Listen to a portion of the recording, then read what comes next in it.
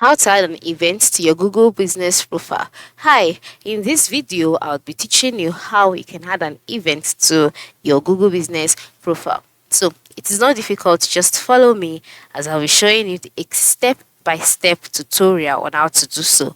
The first step is to log in into your Google Business profile, and then once you're logged in, you'll be brought to the page where you would see your Google Business account, and then you'll see a page where you see tools such as edit profile, read reviews, messages, add photo, performance, advertise, etc. Now the next step is to go ahead and click on the add update option. Now add update is located below performance and next to Q and A. Now once you click on add updates, you take it to a page where you see three options such as add update, add offer, and then add event. Alright, our focus is on the event. So just click on it that way. Now once you click on add event and it's loaded, you will take it to the page where you can now create the event that you would like to add. Currently, I cannot do anything from here because my account has not been verified yet. So the best option for you is to click on get verified if you haven't been verified, and then verify your account. And then once you verify your account,